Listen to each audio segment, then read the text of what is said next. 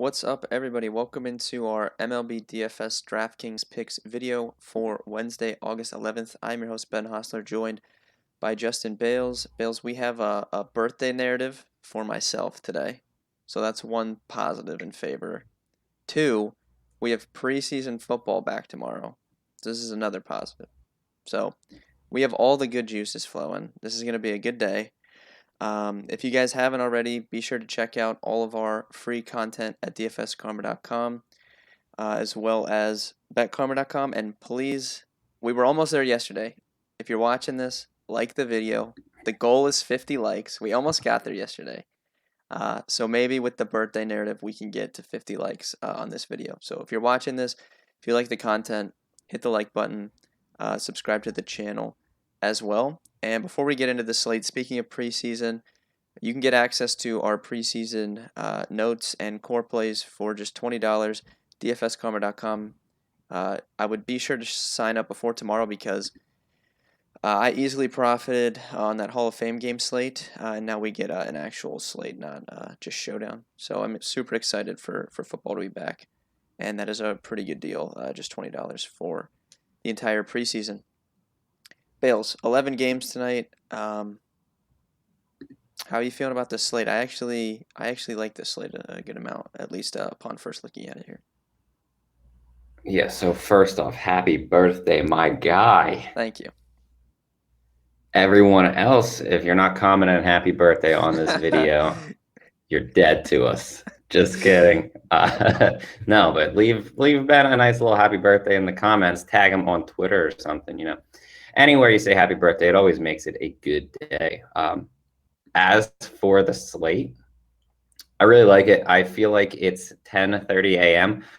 I am partially done with the MLB breakdown that drops. I will finish it as soon as this podcast is over, but I want to say I already know where I'm going. I feel like this is a very straightforward slate for me where realistically, usually there's a bunch of pitchers that I'm at least willing to consider. And tonight, I feel like I'm going to do whatever it takes to get to. And that's kind of where I'm sitting. So I don't know. It feels like a really good slate for sure. Yeah, so let's go ahead and dive in here. We're going to start with the pitchers. We do have some big pitchers on the slate, I would say. Corbin Burns, he is the cover boy for this video. That is the one game that has weather concerns once again in Chicago for that Brewers-Cubs game, so that's something that we'll have to monitor throughout the day. But Chicago, highest strikeout rate as a team over the last 14 days, 29%. Burns has been one of the best pitchers in baseball this season, so I do think he is the top option as of right now. And then we have two guys that I really like on this specific slate, Kevin Gossman and Frankie Montas. So Arizona, Gossman gets Arizona. They are pretty much the worst team in baseball over the last 14 days, 66 WRC plus as a team. 27% strikeout rate is second only to the Cubs. And Montas has been on fire over the last month, really. You can make the case he's been the best pitcher on this slate over the last month. Sub 3 Sierra, massive 35% strikeout rate, and it kind of coincides with the pitch mix changes he's made. So he basically bumped his splitter usage almost 15% in that time frame, and it's resulted in that spike in strikeouts. And I am completely comfortable attacking the Indians' offense. So that's three guys that I feel really strong about on the slate, Bills. Yep, I completely agree with you. The two that I more or less want to do whatever I can to get in my lineups are going to be Corbin Burns and Kevin Gossman, which people are probably watching this saying obviously because they're the two most expensive, but I generally don't like to do that. With that said, they're the two highest strikeout rates on the entire slate, and they get matchups against two teams that have just been striking out like crazy, and neither offense that they're playing have been playing well over the last 2 weeks. So those two are going to be a very big priority for me. I 100% agree with Frankie Montas. He's probably my third favorite spend up option. I do believe that you can go with like Alek Manoah, Adam Wainwright, even Marcus Stroman if you want to, but Montas is better than all of them, in my opinion. And then I think if you're spending down, there's more or less two options to consider. I think the high upside option would be Touki Toussaint. He obviously gets a tough matchup against the Reds. And, he has come with a little bit of risk throughout the season, whereas he's just not absolutely dominating. But he does look really good. His advanced metrics are good. And 8,100 is still too cheap for his talent level. And then the second one is just a matchup-based play where you get Tyler Anderson, who's not nearly as good of a pitcher, but he gets the matchup against the Texas Rangers in Seattle. So I do believe that he's probably the cash option if you're spending down. I would do really whatever you can to get up to Corbin Burns and Kevin Gaussman in cash, though. Yeah, so I think the top tier, like you said, is very clear.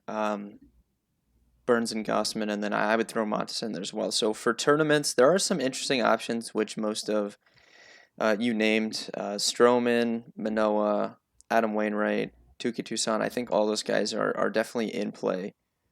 For tournaments, if you were picking like one guy from that tier, like I agree, price-wise, Montes is kind of grouped with them, but I think he's like well ahead of all of them. So obviously that would be my selection. Mm-hmm. But if we take him out and we just say Wainwright, Stroman, Manoah, Touki, who would you pick out of those guys if you could pick one? I probably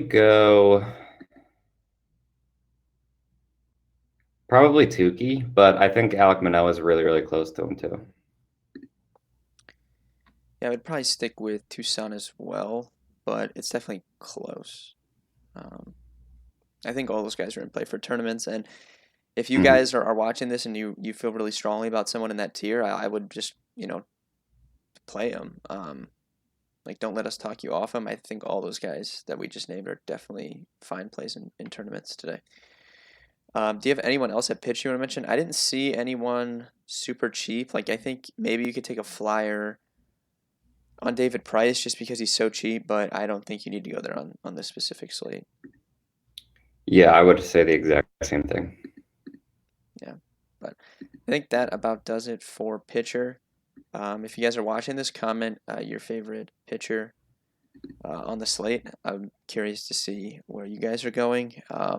Let's move on to the positional plays, and then we'll talk stacks at the end. I have a stack I really like today, and I haven't really been full stacking in cash games as much the last like month, but I might change that up today and just jam this one team in if we can. But let's start at catcher. It's always tough to dissect catcher this early in the day because we don't have lineups. We don't know which cheap ones are going to be in the lineups. I think there's three clear ones at the top that stuck out to me. One, Omar Narvaez. I think the Brewers are in a good spot against Jake Arrieta. It's good hitting weather as long as that game is good to go with the rain. And then JT Realmuto against obviously the lefty in price, I think is certainly interesting at his price. He should be over 5K, I would say, and since he's not, I think he's very clearly going to project pretty well. Yeah, 100% fine with either one of them. I don't really like catcher tonight, but I do think that Narvaez is the top option. I think that if you want to spend down a little bit more, Yadier Molina against Will Crowe in a bad Pittsburgh bullpen makes a lot of sense. I do think that he's in play for 3,400, especially if he's hitting fifth. Outside of those two, for me, I agree with Realmuto. It's just I don't necessarily love the matchup. And then I think realistically, you're probably dropping down to someone like Reese McGuire or Cal Raleigh at 2,300. It's just a little too cheap for that matchup. Yeah, I like Raleigh at like that cheap price point as long as he's in the lineup. I definitely agree with him as a punt. We can move on to first. I will let you lead off here. I mean, if you can get to someone like Vlad Guerrero Jr., I'm not going to really try to talk you off of him or anything. I think for a more reasonably priced option, Trey Mancini at 4,300 against Skubal, who obviously has struggled with home runs and is lefty. I think that that's a little too cheap. Pete Alonso, I know the game got rained out last night, and this one's only 7 innings, but I do think that Pete Alonso at 3,900 is just way too cheap. And then if you want to get a little bit cheaper, you can look at someone like Lamont Wade at 3,200. He's also outfield eligible now, which kind of gives you a little more leeway to play him. But I do think that he's reasonable. And then Rowdy Tellez at 3,600 is still just too cheap because he's been playing too well. Yeah, Trey Mancini is definitely my top play here. I don't know if I want a full stack Baltimore on this specific slate, but I do think you can obviously always take one-offs or mini stacks with the power hitters against Scooble. 48% hard hit rate against lefties this season for Mancini. He was my top option. I think Matt Olson or Vlad, like you said, if you're spending up, are great plays.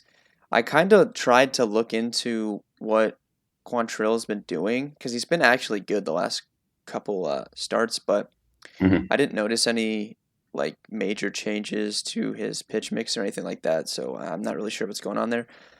Olson is still fine to me, and then my favorite option here, outside of Mancini, is Cody Bellinger. I know he's been absolutely terrible recently, but last 14 days, over 60% fly balls, 35% hard hits. You might be starting to turn it around, and the Dodgers are my number one stack on this slate.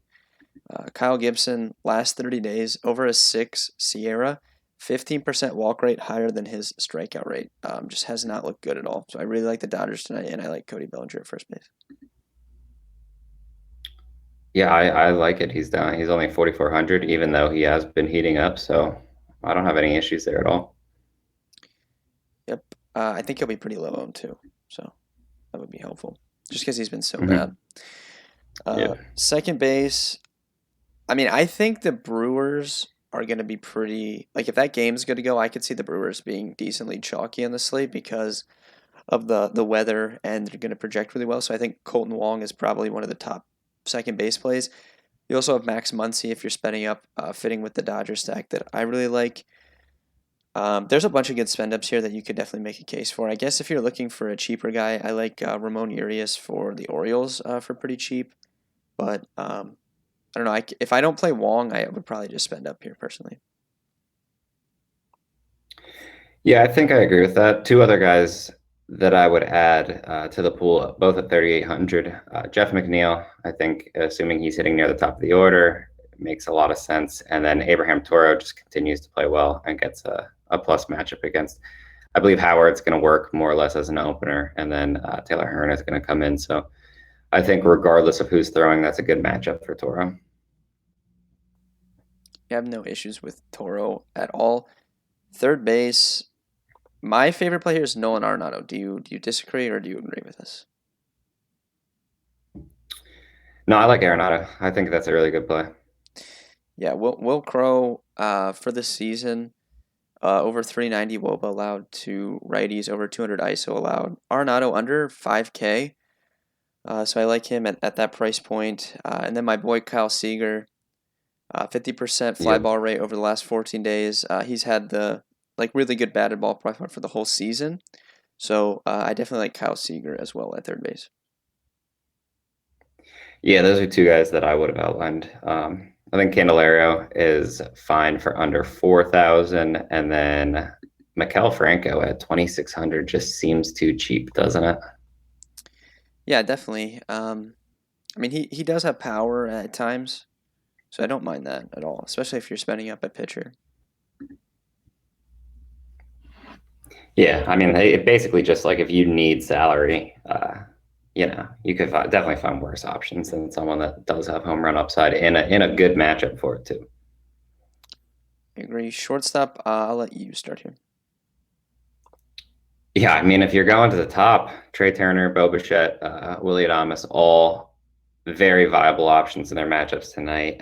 Drop down a little bit, and you have Corey Seager at only 4,700. Xander Bogarts even at 5K at home against a lefty. Like, there's so many options up top. You could add like Dansby Swanson to the list as well. I think that all of them are very viable. I think Ramon Urias, if you're looking to spend down, who you kind of talked about at second base. And then I think you can play someone like Nico Goodrum at 3,200. I think that he's a very solid option as well. But for me, it feels like you're really going to want to try to spend up. If you can't get all the way up, you probably go to Corey Seager at 47. I'll also add Brandon Crawford in for GPPs off of Corey Seager there. Yeah, Seager is my favorite overall play. He's been heating up recently. Homered last night, I believe. So I love him at that price point. But there's a ton of spend ups you can make the case for. Adames definitely is going to project pretty well and fitting with the Brewers theme. And Trey Turner, I mean, you're not able to play all these Dodgers guys anymore because they have Muncy, Turner, and Seager. Like, you kind of got to make some decisions. But I like Seager slightly more for the price. Two cheap options I like. Paul DeJong, number one. Numbers look pretty bad against righties this year, but 41% hard hits. He does have power, and we just went over Crow struggling against righties. And then Hoy Park homered for me last night. He's still min price, I believe, or 2,100, one of the two on DraftKings. And if he's at the top of the Pirates order, once again, I think you can consider him. Yep, I agree with that. All right, we'll finish up here at Outfield. Tons of options on a big slate. Even though it's righty-righty, Castellanos still stuck out to me as too cheap. So I would be considering him in all formats. Shohei Ohtani also really expensive, but if you have the money, has to be the top play here, correct? Yeah, I think so. I think there's a lot of great options near the top. I think Ohtani is probably the number one though. Yeah, and then you have some of the Red Sox guys definitely are going to be in play. Do you have any spend ups you feel strong about? Because I have some cheaper guys that I really like, so we'll kind of go over the top tier here first. Yeah, I think George Springer at 56 is a little too cheap. If you want to use someone like Yelich just because of his situation tonight, I think that's fine. But 5,900 is actually getting pretty out of his price. If you want to like one-off Jesse Winker against Tuki Toussaint, I don't have any issues with that. But I probably slightly prefer Starling Marte for a little bit cheaper. I think those are probably. I think Marte and Springer are probably the two that I feel the best about at the top of outfield. But I wouldn't try to talk you off of someone like Winker or Yelich either. Yeah, in the mid tier, Soler against a lefty still too cheap. I think he'll be. I don't know if he'll be popular, but definitely going to project pretty well. Austin Hayes, I think, is going to be popular. He's under 3K against Yeah. Scooble. That's too cheap. That's probably a good cash game play there on DraftKings. Yeah, I agree. I think Tyler O'Neill at 32 is priced pretty ridiculously. Even like Dylan Carlson at 28, Robbie Grossman at 37, Brandon Nimmo at 33. Like they're all, just a little too cheap for what they're doing. Yep, I agree. Let's finish up here with some stacks and home run calls. I gave it away, but Dodgers far and away my number one stack on this slate. I love to stack against guys that walk guys like Gibson has been. So I think it's a good spot for the full stack, and they're not as expensive as they usually are. Like if you can get like Bellinger and Seager under 5K helps a little bit. Outside of them, I like the Tigers a little bit against Matt Harvey. I think the power guys from Baltimore against Scoop will make sense. Milwaukee, I think, is going to be chalky. And then the Mets against Rodriguez. That's another guy that basically has the same walk rate as strikeout rate. So good spot for a full stack, I think. Yep, I completely agree. I would add the Cardinals, I think. Great option against Will Crow in the bullpen. I think you can add. I don't know. I feel like there's a few really good plays. Toronto, if you are opting not to spend up a pitcher, that's going to be a weird way to go about making your lineups tonight. I don't know. Baltimore kind of sticks out. Like I don't want to stack against Scooble, but it does feel like just a really good spot for them. Yeah, it definitely does. Home run call. I'm going to go first. I'm going to take Cody Bellinger. You don't want me to have a chance to say him? Yes, that's correct. No All right, I'm going Austin Hayes. All right, that's a good one.